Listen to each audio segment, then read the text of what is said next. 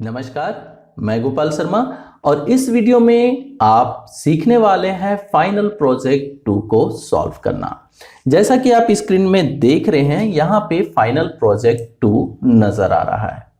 इसमें 2 स्टेप में हम लोग प्रोजेक्ट को सॉल्व करेंगे। पहला स्टेप है इसका फॉर्मेट। जैसे कि ये नॉर्मल नहीं लिखा हुआ है, यहाँ आप देख सकते हैं मर्ज एंड सेंटर का इस्तेमाल किया गया है, यहाँ पे रैप टेक्स्ट का इस्तेमाल किया गया है, यहाँ पे ओरिएंटेशन का इस्तेमाल किया गया है। यहाँ पे दोनों ही रैप टेक्स्ट और ओरिएंटेशन का इस्तेमाल किया गया है। तो पहले हम लोग अपने प्रोजेक्ट को सजाएंगे जैसा कि यहाँ दिखाया जा रहा है। उसके बाद इसके क्वेश्चन के अनुसार जो कि हमें इसके नेक्स्ट स्लाइड में मिलता है, इसे सॉल्व करेंगे। तो चलिए शुरू करते हैं। सबसे पहले यहाँ जो लिखा हुआ है उसे एक्सेल में टाइप कर लेते हैं। तो मैंने एक्सेल में एक सीट ले लिया है और यहाँ नॉर्मल मैंने टाइप कर लिया है जैसा कि हमें यहाँ प्रोजेक्ट में दिखाया जा रहा है। आपको भी ऐसा ही नॉर्मल टाइप कर लेना है। अभी किसी तरह का कोई फॉर्मेट नहीं लगाना। Payroll statement for the month of January, ये जो लिखा हुआ है लाइन, ये आपको A1 में ही टाइप करना है, आगे के किसी सेल में भी नहीं लिखना है। ध्यान रखेंगे, इसे A1 में टाइप करना है। उसके नीचे एम्प्लॉय नंबर आएगा। इसके आगे बढ़ेंगे तो यहाँ नेम का कॉलम है, फिर ग्रेड, फिर basic, HRA, DA, PF, total, loan amount paid. अब लोन अमाउंट पेड काफी बड़ा है तो देखिए आधा छिप गया है, कोई बात नहीं, छिपा हुआ है, छिपा रहने दीजिए। अभी हम लोग जब उसका फॉर्मेट सेट करेंगे तो वो ऑटोमेटिक सही हो जाएगा। और लास्ट में नेट सैलरी। तो जब आप ऐसा नॉर्मल टाइप कर लें, उसके बाद इसके फॉर्मेट को सेट करना है। और इसके लिए आप प्रोजेक्ट को gsagitech.com से जाके देख सकते हैं या वहां से डाउनलोड भी कर सकते हैं। तो हम प्रोजेक्ट को कर लेते हैं ओपन और देखते हैं कि यहाँ किस तरह से फॉर्मेट किया गया है। तो सबसे पहला फॉर्मेट जो है वो फर्स्ट रो का हमें नजर आ रहा है। यहाँ पे payroll statement for the month of January जो लिखा हुआ है ये थोड़ा सा बड़ा है और ये मर्ज एंड सेंटर किया गया है नेट सैलरी तक एम्प्लॉय नंबर से। तो हमें भी ऐसा ही करना है। तो चलेंगे एक्सेल में जहां हमने टाइप कर रखा और सबसे पहले A1 से सिलेक्ट करेंगे लास्ट वहां तक जहां तक नेट सैलरी लिखी हुई है, अर्थात K1 वाले सेल तक। इसके बाद होम टैब में क्लिक करेंगे और होम टैब में अलाइनमेंट ग्रुप के अंदर मर्ज एंड सेंटर का ऑप्शन मिलेगा। इस पे क्लिक कर देंगे तो ये मर्ज एंड सेंटर हो जाएगा। इसके बाद थोड़ा इसे बोल्ड भी करना है और थोड़ा इसका साइज भी बढ़ाना है। तो हम फॉन्ट ग्रुप में बोल्ड पे क्लिक कर देंगे जिससे ये थोड़ा सा मोटा हो जाए और यहाँ पे इंक्रीज फॉन्ट साइज में एक बार क्लिक कर दें जिससे ये थोड़ा सा बड़ा हो जाए। अब हमारा फॉर्मेट जो पहला वाला था payroll statement for the month of January, वो लगभग तैयार हो चुका है। नेक्स्ट जो फॉर्मेट किया गया है वो है एम्प्लॉय नंबर। यहाँ पे एम्प्लॉय नंबर में एम्प्लॉय और नंबर ये 2 अलग अलग लाइन में नजर आ रहे हैं, लेकिन दोनों एक ही सेल में हैं। तो हम लोग को भी ऐसा ही करना है। तो यहाँ पे आएंगे, एम्प्लॉय नंबर वाले सेल को क्लिक करेंगे और होम टैब में अलाइनमेंट ग्रुप के अंदर आपको रैप टेक्स्ट का ऑप्शन मिलेगा, इस पे क्लिक कर दें। क्लिक करते हैं ये ऑटोमेटिक नंबर जो है वो नीचे आ जाएगा। अगर नीचे नहीं आ रहा है तो इसका मतलब है कि इसे कुछ इस तरह से ज्यादा स्पेस मिल गया है। तो आप कॉलम के स्पेस को जैसे कम करेंगे, यानी इसके विड्थ को कम करेंगे, तो देखेंगे ऑटोमेटिक एम्प्लॉय नंबर जो है वो नीचे आ गया।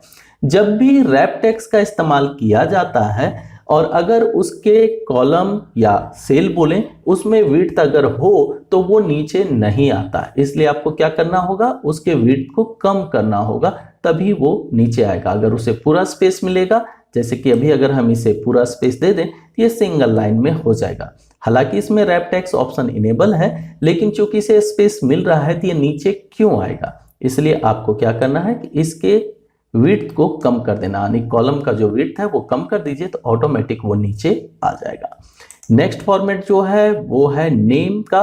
नेम में यहाँ आप देख सकते हैं सभी को अलाइन किया गया है सेंटर में, वर्टिकल भी और हॉरिजॉन्टल भी, और साथ ही ऊपर वाला जो ये रो है इन सब में जो कुछ भी लिखा हुआ है उसे बोल्ड भी किया गया है। तो चलते हैं एक्सेल में, सबसे पहले इन्हें सेलेक्ट कर लेते हैं, सभी को बोल्ड पे क्लिक कर देते हैं जिससे ये सभी बोल्ड हो जाए। उसके बाद नेम से लेके पंकज तक सेलेक्ट करेंगे। सेलेक्ट करने के बाद यहाँ पे सेंटर, हॉरिजॉन्टल और वर्टिकल दोनों पे क्लिक कर देंगे, जिससे ये हॉरिजॉन्टल और वर्टिकल दोनों ही सेंटर हो जाएं। नेक्स्ट जो है वो है आपका ग्रेड, बेसिक, HRA। इन तीनों को ओरिएंटेशन चेंज किया गया है, तो हम लोग भी चेंज कर देते हैं। इन तीनों को सिलेक्ट कर लेंगे। सिलेक्ट करने के बाद अलाइनमेंट ग्रुप में ऊपर में यहाँ ओरिएंटेशन मिलता है, इस पे क्लिक करें और रोटेट टेक्स्ट टू अप इस ऑप्शन को क्लिक कर दें, जिससे ये ऊपर की तरफ रोटेट हो जाएंगे 90 डिग्री में। अब इनका भी विड्थ जो है वो कम कर दें, कुछ इस तरह से। बेसिक को जितना चाहिए उतना दे दें, HRA को भी जितना चाहिए उतना दे दें। इसे भी अगर आप सेंटर रखना चाहते हैं तो इन दोनों को सिलेक्ट करें और वर्टिकल, हॉरिजॉन्टल दोनों ही सेंटर क्लिक कर दें, तो ये बीच में इस तरह से आ जाएंगे। नेक्स्ट फॉर्मेट देखते हैं। यहाँ पे बाकी सब चीजें सेम है, लेकिन लोन अमाउंट और लोन अमाउंट पेड को यहाँ पे रोटेट किया गया है और साथ ही रैप टैक्स भी इस्तेमाल किया गया है, तो हम लोग भी इस्तेमाल कर लेते हैं। इन दोनों को सिलेक्ट करेंगे और रैप टैक्स पे क्लिक कर देंगे। आप चाहे तो सिंगल सिंगल सेल को भी फॉर्मेट कर सकते हैं, लेकिन अगर जल्दी करना हो तो फटाफट अगर एक ही जैसा फॉर्मेट अप्लाई किया गया हो तो दोनों को सिलेक्ट करके कर सकते हैं। इसके बाद यहाँ जाएंगे ओरिएंटेशन में और रोटेट टू टेक्स्ट अप कर देंगे। और चूंकि इसका हाइट ज़्यादा है, अगर हम इसके हाइट को कम करें तो ऑटोमेटिक टैक्स जो है वो रैप होके अंदर आ जाएगा। इसका भी हम लोग कम कर देते हैं। लोन अमाउंट कम हो गया, बाकी कम हो गया। नेट सैलरी को भी रैप किया गया है, तो नेट सैलरी को क्लिक करेंगे और रैप टैक्स पे क्लिक कर देंगे। ये भी सही से यहाँ अरेंज हो जाएगा। इसके अलावा इस रो में हॉरिजॉन्टल और वर्टिकल दोनों को सेंटर लिया गया है, तो हम लोग दोनों को इस तरह से क्लिक करके हॉरिजॉन्टल और वर्टिकल जो है वो सेंटर अलाइन कर देंगे। अब हमारा फॉर्मेट लगभग तैयार हो चुका है, लेकिन अभी एक चीज़ की कमी है और वो है बॉर्डर। यहाँ आप देख सकते हैं बॉर्डर लगाया गया है, तो हम लोग भी बॉर्डर लगाएंगे। इसे सिलेक्ट करेंगे पूरा, यानी जहाँ से शुरू हुआ है वहाँ से लेके आखिर नेट सैलरी तक। और फ़ॉन्ट ग्रुप में आपको बॉर्डर का ऑप्शन मिलता है, वहाँ मिलेगा ऑल बॉर्डर, इस पर क्लिक कर देंगे। ये सारा बॉर्डर इस पर सही से सेट हो जाएगा। अगर आप इस प्रोजेक्ट को कंप्लीट कर लेते हैं तो एक्सेल में अब तक आपने जितना कुछ सीखा है मेरे ख्याल से सभी कुछ यूज कर लेंगे। और अगर हम दूसरे शब्दों में कहें तो अगर इस प्रोजेक्ट को आप सॉल्व कर लेते हैं तो मतलब किसी भी ऑफिस में आप एक्सेल में इजीली काम कर सकते हैं। तो इसे बार बार अभ्यास करें, अच्छे से अभ्यास करें और अच्छे से सीख लें। अगर कहीं कोई दिक्कत हो तो मुझे कमेंट में बताइएगा, हम भरसक आपका हेल्प जरूर करेंगे। तो चलिए अब चलते हैं क्वेश्चन वाले सीट पे और देखते हैं कि क्या कुछ हमें इसमें कैलकुलेट करना है। तो आ जाते हैं क्वेश्चन वाले सीट पे और पहला क्वेश्चन दिया हुआ है DA equal to 75% of basic. तो वापिस एक्सेल में क्या निकालना है हमें, फिर से याद रख लें, DA निकालना है 75% ऑफ बेसिक। तो हमें DA वाले सेल में क्लिक करना होगा। ये मोहन का रो है और यहाँ है DA, तो इस जगह पे हम लोग क्लिक करेंगे और यहाँ इक्वल टू टाइप करेंगे। इसके बाद लिखेंगे 75% ऑफ के लिए एस्ट्रिक और बेसिक। अब बेसिक किसका, मोहन का, क्योंकि हम मोहन का DA कैलकुलेट कर रहे हैं तो बेसिक भी मोहन का ही होगा। तो यहाँ मोहन वाले बेसिक पे क्लिक कर देंगे और एंटर प्रेस कर देंगे। बस इतना ही करना है काम और DA हो जाएगा कैलकुलेट। तो यहाँ हमने मोहन का DA निकाल लिया है। अब सोहन, रोहन वगैरह जो हैं इनके भी अगर आपको DA निकालना हो तो अभी निकाल सकते हैं, या तो फिर ऐसा कर सकते हैं कि ऊपर का पहला एक रो जो है वो कंप्लीट कर लेते हैं और नीचे ऑटोमेटिक उसको ऑटोफिल के द्वारा फिल कर दे सकते हैं। आप जैसे चाहें दोनों तरीकों का इस्तेमाल कर सकते हैं, लेकिन हम एक एक कॉलम को कंप्लीट करते जाएंगे। तो सबसे पहले DA को हम यहाँ पे डबल क्लिक कर रहे हैं, तो डबल क्लिक करते ही ऑटो फिल हैंडलर के द्वारा ये ऑटोमेटिक फिल हो जाएगा। आप चाहें तो क्लिक करके होल्ड करते हुए ड्रैग भी कर सकते हैं। तो DA हमने निकाल लिया। नेक्स्ट यहाँ पे दिया हुआ HRA 40% ऑफ बेसिक। तो चलिए HRA पे क्लिक करते हैं, इक्वल टू 40 शिफ्ट के साथ 5 प्रेस करेंगे तो परसेंटेज का साइन आ जाएगा। उसके बाद एस्ट्रिक लगाएंगे किसका, बेसिक का, और चूंकि हम मोहन के रो में कर रहे हैं तो मोहन को क्लिक करेंगे और एंटर प्रेस कर देंगे। तो मोहन का बेसिक हमने ले लिया और वहां पे 40% भी लिख दिया, जिससे मोहन का HRA निकल गया। अब फिर से इस पे क्लिक करेंगे और यहाँ ऑटो फिल, मैंने कहा था इसे क्लिक करके ऐसे ड्रैग करने से भी ये होता है और डबल क्लिक करने से भी ऑटोमेटिक फिल हो जाता है। अब निकालना है नेक्स्ट हमें पीएफ है 10% ऑफ बेसिक। तो पीएफ वाले सेल पे हमने कर दिया है click, equal to 10% of basic, किसका, मोहन का। तो मोहन के बेसिक पे हम क्लिक करेंगे और एंटर प्रेस कर देंगे। अब पीएफ भी निकल गया। चलिए पीएफ को भी डबल क्लिक कर देते हैं ऑटो फील्ड पे और ये ऑटोमेटिक नीचे तक कैलकुलेट कर लेगा। नेक्स्ट क्वेश्चन देखते हैं। नेक्स्ट क्वेश्चन है total salary equal to basic plus HRA plus DA minus PF. तो चलिए इसे कैलकुलेट करते हैं। Equal to basic plus HRA plus DA minus PF, ये मैंने निकाल लिया और एंटर प्रेस कर दिया, ये आ गया।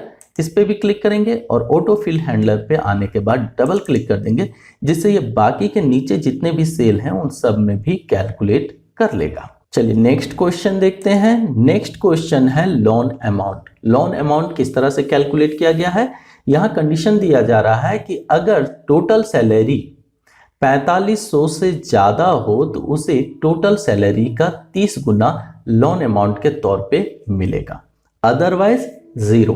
तो यहां पे हमें इफ कंडीशन लगाना होगा कि if total is greater than 4500 then total loan amount जो कैलकुलेट होगा वो होगा टोटल मल्टीप्लाई 30, अदरवाइज 0। तो चलिए इसे अप्लाई कर देते हैं एक्सेल में।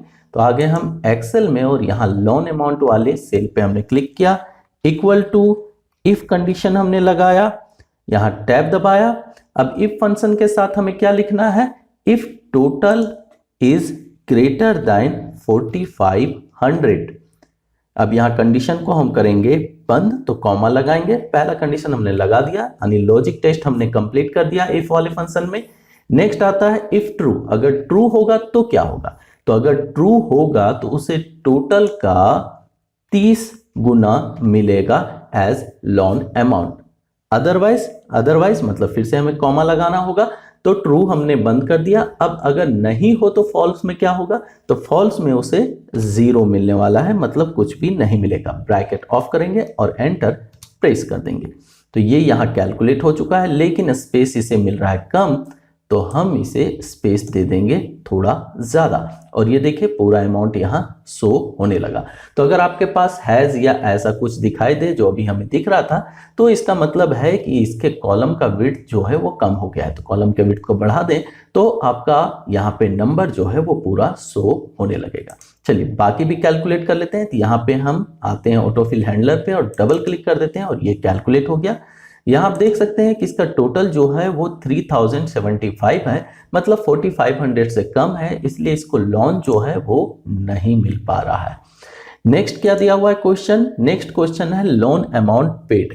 अब लोन अमाउंट पेड कैसे करेगा, तो calculate loan amount repaid per month. Per month किस तरह से कैलकुलेट करना है, if interest rate is 5% and term 180 months. तो हमें यहाँ लगाना होगा PMT फंक्शन को और 5% इंटरेस्ट रेट के साथ 180 मंथ का टर्म है, और किसके लिए, तो लोन अमाउंट के लिए। तो जितना उसे लोन मिलने वाला है उसके अनुसार से पर मंथ 5% इंटरेस्ट के साथ 180 महीने में उसे चुकाना है। तो कितना चुकाना होगा वो कैलकुलेट करना है। तो चलिए चलते हैं एक्सेल पे और यहाँ लोन अमाउंट पेड पे आएंगे, इक्वल टू PMT, इसके बाद ब्रैकेट ऑन करेंगे, 5% ईयरली, तो /12।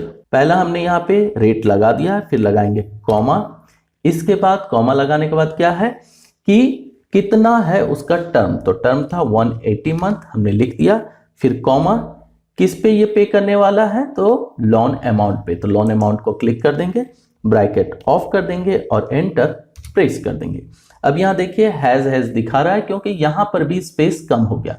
तो तो दो तरीके हैं, या तो इसे मैनुअली खींच के आप बड़ा कर दें या इस पर डबल क्लिक कर दें तो ऑटोमेटिक जितना स्पेस चाहिए आ जाएगा। अच्छा, यहाँ पे आप ध्यान रखेंगे कि जब भी आप टीएमटी फंक्शन वगैरह लगाते हैं तो आपको अमाउंट जो है वो नेगेटिव शो करेगा, क्योंकि ये अमाउंट पे करना होता है इसलिए नेगेटिव में आता है। तो कोई बात नहीं, इसे नेगेटिव में ही रहना है, कैलकुलेशन में भी ये इसी तरह से काम करेगा। चलिए बाकी के लिए भी निकाल लेते हैं। ये सभी के लिए हमने निकाल लिया लोन अमाउंट पेड। अब आते हैं नेट सैलरी में, यानी अगला क्वेश्चन। तो अगला क्वेश्चन है कि rename the sheet 1 to as January, मतलब शीट 1 का नाम बदलना है। तो एक्सेल में आएंगे, ये रहा यहाँ पे शीट 1 और इसका नाम हमें बदलना है। तो नाम बदलने के लिए शीट 1 पे राइट क्लिक करेंगे, यहाँ पे आपको रीनेम का ऑप्शन मिलेगा, इस पे क्लिक करेंगे और टाइप कर देंगे जनवरी और एंटर प्रेस कर देंगे, जिससे ये रीनेम हो जाएगा। Next question, insert A F bonus column after the DA column. DA column के बाद हमें एक एफ बोनस कॉलम के नाम से नया कॉलम बनाना है। तो ये रहा डीए कॉलम, मतलब पीएफ पे हम राइट क्लिक करेंगे इसके हेडर में और इंसर्ट पे क्लिक कर देंगे, जिससे डीए के बाद एक कॉलम नजर आएगा और यहाँ पे लिख देंगे एफ बोनस और एंटर प्रेस कर देंगे। इस पे क्लिक करके इसे भी रोटेट कर देते हैं और इसका स्पेस भी है थोड़ा बढ़ा देते हैं। ये हो गया एफ बोनस। ओके, अब एफ बोनस कैसे कैलकुलेट करना है चलिए देख लेते हैं। तो F bonus equal to 25% of basic if basic is more than ₹2700, मतलब 25% मिलेगा एफ बोनस अगर उसका बेसिक 2700 से ज्यादा हो। तो सेम यही फंक्शन हमें वहां लगाना होगा। तो आ जाते हैं एक्सेल पे, यहाँ इक्वल टू क्लिक किया हमने और फिर लगाया if condition bracket on, basic को लेंगे is greater than 2700, then basic का 25% तो गुना 25%, उसके बाद कॉमा अदरवाइज 0 और ब्रैकेट ऑफ, और ये मैंने कर दिया एंटर और ये आ गया जवाब। चूंकि इसका बेसिक 2200 रुपये है तो इसे एफ बोनस नहीं मिलेगा, लेकिन बाकी का देख लेते हैं। तो यहाँ डबल क्लिक करेंगे, बाकी का कैलकुलेट होके आ जाएगा। यहाँ आप देख सकते हैं 2700 से जो भी ज़्यादा हैं उनको बोनस कैलकुलेट नज़र आ रहा है और जो नहीं है उनको 0 दिख रहा है। तो इफ कंडीशन अच्छे से काम कर रहा है। चलिए नेक्स्ट देखते हैं। नेक्स्ट है net salary equal to total plus F bonus minus loan amount. तो आ जाते हैं यहाँ पे नेट सैलरी पे हमने क्लिक किया, equal to total plus F bonus minus loan amount paid और एंटर प्रेस कर देना है। अब यहां पर भी देखिए हैज शो कर रहा है क्योंकि स्पेस नहीं मिला, तो डबल क्लिक कर दीजिए और ये आ गया यहाँ पे नंबर। इस पे यहाँ ऑटो फिल हैंडलर पे आएंगे, डबल क्लिक करेंगे तो बाकी सबका भी कैलकुलेट हो जाएगा। देखिए बाकी के भी नंबर थोड़े ज्यादा हैं तो शो नहीं कर रहे हैं। फिर से यहाँ हम डबल क्लिक कर देते हैं, सभी के नंबर शो करने लगे। चूंकि यहाँ पे हमने अमाउंट कैलकुलेट किया है तो इसलिए ऑटोमेटिक यहाँ पे डॉलर या रुपीस का सिंबल शो करने लगेगा। अब नेक्स्ट में चलते हैं। नेक्स्ट दे रहा है format amount as 2 decimal places. तो जहां जहां अमाउंट है उन्हें 2 डेसिमल प्लेसेस में हमें फॉर्मेट कर देना है। तो यहाँ पे सही हो चुका है लेकिन लोन अमाउंट में नहीं हुआ है, तो इसे सिलेक्ट करेंगे, नंबर वाले ग्रुप में जाएंगे और यहाँ पे नंबर्स ले लेंगे तो ऑटोमेटिक डबल डेसिमल के साथ आ जाएगा। बाकी टोटल जो है और पीएफ वगैरह जो है बाकी सब नंबर ही है, तो सबको सिलेक्ट कर लेते हैं और सभी में हम लोग यहाँ नंबर फॉर्मेट अप्लाई कर देते हैं। और चूंकि सबको स्पेस कम मिल रहा है तो सबको सिलेक्ट कर लीजिए, डबल क्लिक कीजिए, जितना जिसको स्पेस चाहिए वो मिल जाएगा और हमारा प्रोजेक्ट यहाँ पे हो जाता है कंप्लीट। तो आपने प्रोजेक्ट 2 को सॉल्व करना सीख लिया। इसे बार बार प्रैक्टिस करें। अगर आप प्रोजेक्ट 2 को आसानी से सॉल्व कर लेंगे तो इसका मतलब आपने एक्सेल के लगभग वो सारी चीजें सीख ली हैं जिनके किसी भी ऑफिस में आवश्यकता पड़ती है। तो इस क्लास में यहीं तक। आगे आने वाले वीडियो क्लासेस के लिए चैनल को सब्सक्राइब करना मत भूलिएगा, वीडियो को लाइक कीजिएगा और दोस्तों के साथ शेयर कीजिएगा। Bye, thank you.